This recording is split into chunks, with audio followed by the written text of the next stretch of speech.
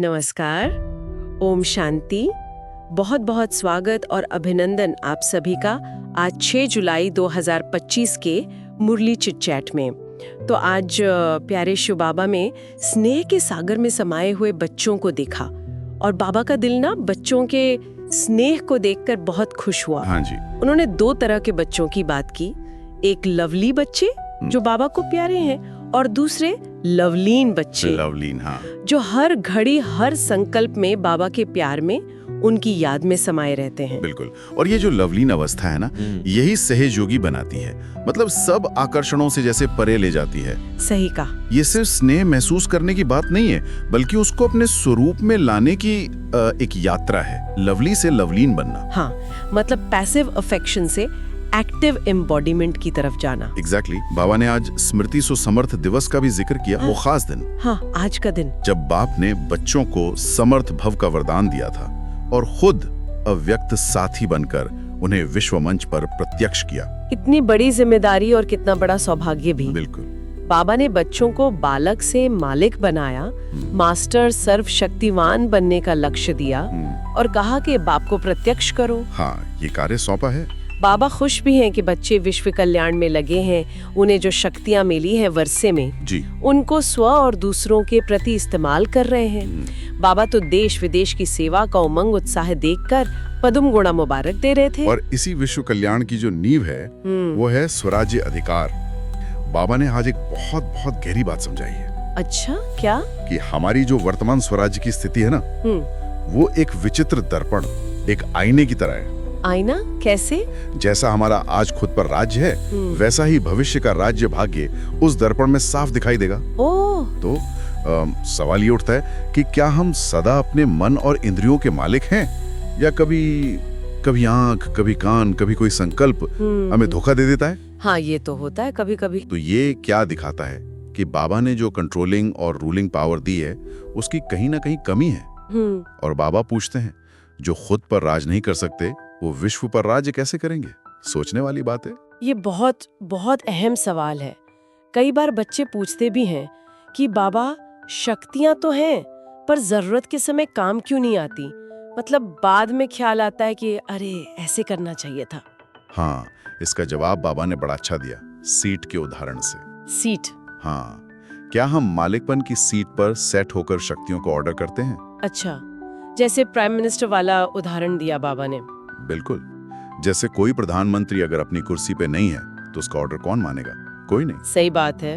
वैसे ही मैं स्वराज्य अधिकारी हूँ, मैं मास्टर सर्वशक्तिवान हूँ। इस आत्मिक स्मृति की, इस एहसास की सीट से उतरकर अगर शक्तियों को बुलाएंगे तो वे काम नहीं करेंगे। तो मतलब शक्तियाँ हैं पर उन्हें हुक्म चलाने का अधिकार हमें सीट पर बैठकर ही मिलता है। हाँ जी, ये परमात्मा ने अथॉरिटी दी है, इसे अधिकार से इस्तेमाल करना है। तो कमी शक्तियों में नहीं, हमारे अधिकार से ऑर्डर करने में है। और बाबा ने शायद शक्तियों के व्यर्थ जाने, लीक होने की भी बात की है। हाँ हाँ, बिल्कुल।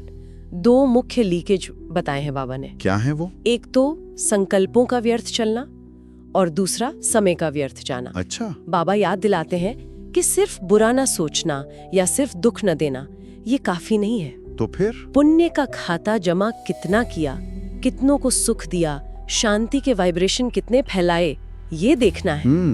बाबा ब्रह्मा बाप के तीव्र पुरुषार्थ का मिसाल देते हुए कहते हैं, अब नहीं तो कब नहीं। हाँ, वो नारा।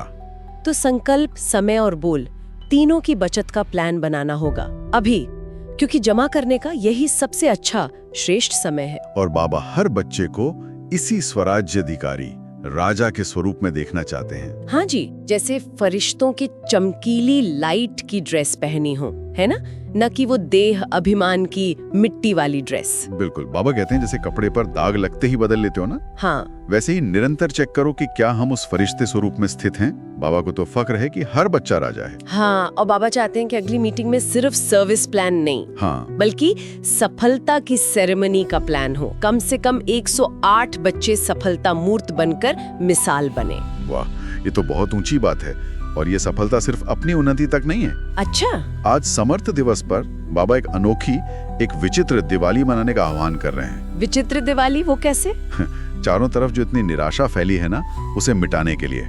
बाबा कहते हैं मनसा से, वाचा से या अपने संबंध संपर्क द्वारा जो निराश आत्माएं हैं उनके अंदर आशा के दीप जगाऊं। आशा के दीप। हाँ, लाइट हाउस और माइट हाउस बनकर अपनी शक्तिशाली वाइब्रेशंस दूर दूर तक फैलाओ। मतलब अंधेरे को मिटाने के लिए दिए जलाने हैं। बिल्कुल। और इसके लिए एक दृढ़ संकल्प चाहिए कि करना ही है ना। क्योंकि समय बाबा कहते हैं अचानक आने वाला है। बिल्कुल। एक सेकंड भी गंवाना नहीं है। वाह। तो बाबा का सार यही है कि याद और सेवा में सदा बिजी रहें। हाँ, ताकि माया को आने का मौका ही न मिले। बिल्कुल। सफलता मूर्त बने, स्वराज्य अधिकारी राजा बने और संसार की निराशा मिटाकर आशा के दीप जलाएं। जी। बाबा सभी लवली और लवलीन बच्चों को ढेर सारा पदम गुना याद प्यार भेज रहे हैं।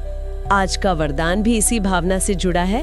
अपने हर कर्म व विशेषता द्वारा दाता की तरफ इशारा करने वाले सच्चे सेवाधारी भव। बहुत सुंदर। और स्लोगन है, किसी भी प्रकार की अर्जी डालने के बजाय सदा राजी रहो। वाह, सदा राजी। और अंत में एक विचारणीय बात छोड़ जाते हैं। जी। बाबा ने हमें स्वराज्य के दर्पण को जांचने को कहा है ना, तो स्मृति सो समर्थ बनने के लिए आज अपने संकल्पों या समय के उपयोग में हमेशा कौन सा एक छोटा सा बदलाव ला सकते हैं जो कल हमारे उस स्वराज्य अधिकार के दर्पण को और ज्यादा स्पष्ट और शक्तिशाली बना दे। बहुत गहरा प्रश्न है सोचने के लिए। ओम शांति। ओम शांति।